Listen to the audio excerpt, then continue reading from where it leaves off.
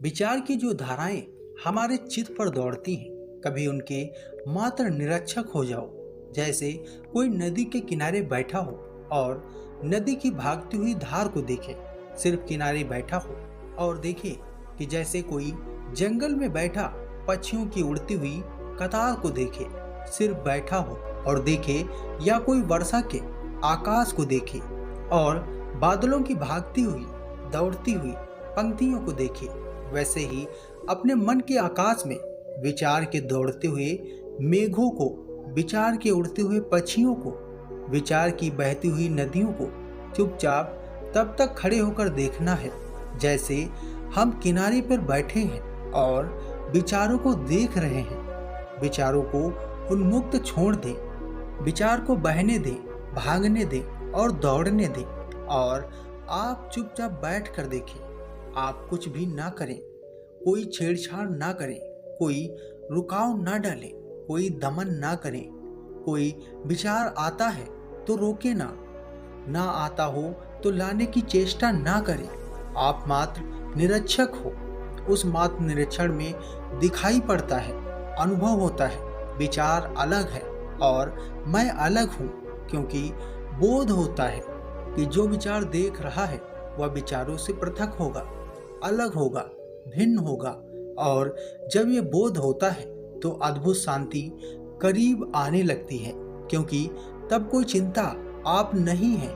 आप चिंताओं के बीच में हो सकते हैं, चिंता आप नहीं है। आप समस्याओं के बीच में हो सकते हैं, समस्या आप नहीं है। आप विचारों से घिरे हो सकते हैं, विचार आप नहीं हैं। और अगर ये ख्याल आ जाए कि मैं विचार नहीं हूँ, तो विचारों के प्राण टूटने शुरू हो जाते हैं, विचार निर्जीव होने लगते हैं। विचारों की शक्ति इनमें है कि हम समझ सकें कि वे हमारे हैं। जब आप किसी विवाद पर उतर जाते हैं तब आप कहते हैं मेरा विचार है, लेकिन कोई भी विचार आपका नहीं है। सब विचार अन्य हैं, भिन्न हैं, आपसे अलग हैं। आप उनके केवल निरीक्षक हैं। एक कहानी कहूँ तो समझ आए। बुद्ध के साथ ऐसा ही हुआ था। एक राजकुमार शिक्षित हुआ था। पहले ही दिन वो भिक्षा मांगने गया था। जिस द्वार पर बुद्ध ने भिक्षा मांगने भेजा था उसे भिक्षा मिली। उसने भोजन किया, भोजन करके वापस लौटा, लेकिन बुद्ध को जाकर कहा क्षमा करें, मैं वहां दोबारा न जा सकूंगा। बुद्ध ने कहा क्यों, क्या हुआ? उसने कहा मैं जब गया तो 2 मील का फासला था। रास्ते में मुझे वो जो भोजन कराए स्मरण कराए, और जब मैं उस दूसरे द्वार पर गया तो श्राविका ने भी वही भोजन बनाए थे। मैं हैरान हुआ। मैंने सोचा ये संयोग है, लेकिन फिर ये हुआ कि जब मैं भोजन करने बैठा तो मेरे मन में ख्याल आया कि रोज अपने घर पर भोजन करने के बाद 2 क्षण आराम करता था, विश्राम करता था। आज कौन विश्राम करने को कहेगा? और जब मैं ये सोच रहा था तभी उस श्राविका ने कहा भंते, अगर आप भोजन के बाद 2 क्षण रुकेंगे और विश्राम करेंगे तो अनुग्रह होगा, तो कृपा होगी, तो मेरा घर पवित्र होगा। मैं हैरान हुआ। फिर भी मैंने सोचा कि संयोग होगा कि मेरे मन में ख्याल आया और उसने कह दिया। फिर मैं लेटा और विश्राम करने को था कि मेरे मन में ये ख्याल उठा कि आज ना कोई शैया है, ना कोई साया है।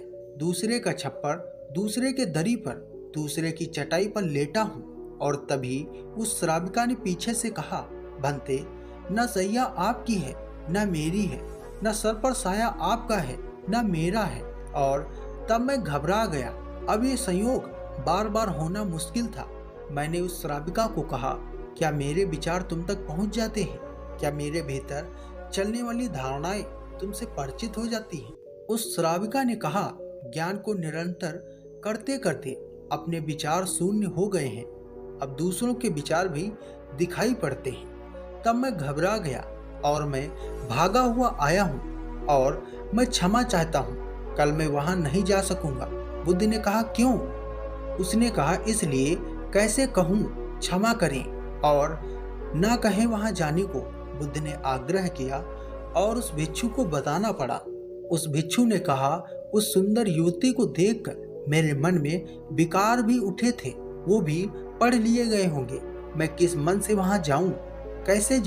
कैसे मैं उस द्वार पर खड़ा हो पाऊंगा? अब मैं दोबारा नहीं जा सकता हूँ। बुद्ध ने कहा, वहीं जाना होगा, ये तुम्हारी साधना का हिस्सा है। इस बात तुम्हें विचारों के प्रति जागरण पैदा होगा और विचारों के तुम निरीक्षक बन सकोगे। मजबूरी थी, उसे दूसरे दिन फिर जाना पड़ा। लेकिन दूसरे दिन वही आदमी नहीं जा रहा था। पहले दिन वो सोया हुआ गया था रास्ते पर। पता भी न था कि मन में कौन से विचार चल रहे हैं। दूसरे दिन वो सजग गया, क्योंकि अब डर था। वो होश पूर्वक गया और जब उसके द्वार पर गया तो क्षण भर के लिए ठहर गया। सीढ़ी चढ़ने के पहले अपने को उसने सचेत कर लिया। उसने भीतर आंखें गड़ा ली।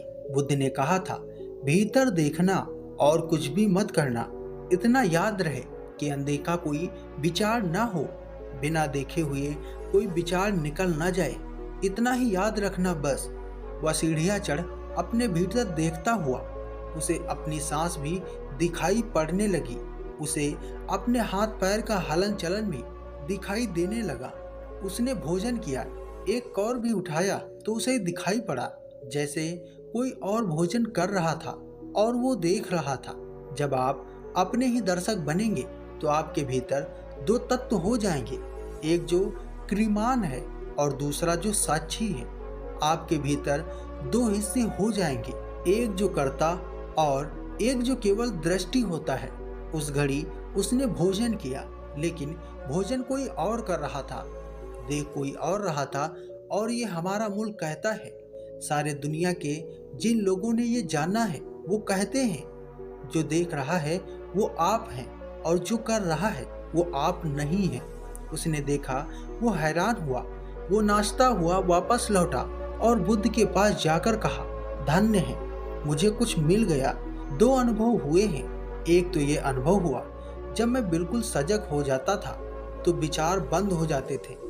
दूसरा अनुभव ये हुआ, जब विचार बंद हो जाते थे तब मैंने देखा कर्ता अलग है और दृष्टा अलग है। बुद्ध ने कहा, इतना ही सूत्र है, जो इसे साध लेता है वो सब कुछ साध लेता है। विचार के दृष्टा बनना है, विचार नहीं। याद रहे, विचारक नहीं, विचार की दृष्टा। इसलिए हम अपने ऋषियों को दृष्टा कहते हैं, विचारक नहीं। महावीर विचारक नहीं है, बुद्ध विचारक नहीं है, ये दृष्टा है। विचारक तो बीमार आदमी है। विचार वो करते हैं जो जानते नहीं हैं। जो जानते हैं वो विचार नहीं करते, वह केवल देखते हैं। उन्हें दिखाई पड़ता है, उन्हें दर्शन होता है। और दर्शन की पद्धति अपने भीतर विचार का निरीक्षण करते हैं। तो उठते बैठते, सोते जागते अपने भीतर जो विचार की धारा चलती हो उसे देखें और किसी भी विचार के साथ तादात्म्य ना करें कि इस विचार के साथ एक हो गया। विचार को अलग चलने दें, आप अलग चलें। आपके भीतर दो धाराएं होनी चाहिए। साधन आदमी के भीतर एक धारा होती है मात्र विचार की। साधक के भीतर दो धाराएं होती हैं, विचार की और दर्शन की। साधक के अंदर दो समानांतर धाराएं होती हैं, विचार की और दर्शन की। सामान्य व्यक्ति के भीतर केवल धारा होती है, मात्र विचार की। और सिद्ध के भीतर भी एक धारा होती है, मात्र दर्शन की। इसे समझ लेना, साधन आदमी के भीतर एक धारा होती है, विचार नहीं। दर्शन सोया हुआ होता है। साधक के भीतर दो धाराएं होती हैं, समांतर विचार की और दर्शन की। सिद्ध के भीतर केवल एक धारा रह जाती है, दर्शन की। विचार मृत्यु हो जाता है। तो हमें विचार से दर्शन तक पहुंचना है, तो हमें विचार और दर्शन की समानांतर साधना करनी होगी। अगर विचार से दर्शन तक पहुंचना है तो हमें विचार और दर्शन की समानांतर साधना करनी होगी। उसको मैं समझ निरीक्षण कह रहा हूँ, समय को स्मृति कह रहा हूँ। उसको महावीर ने विवेक कहा है।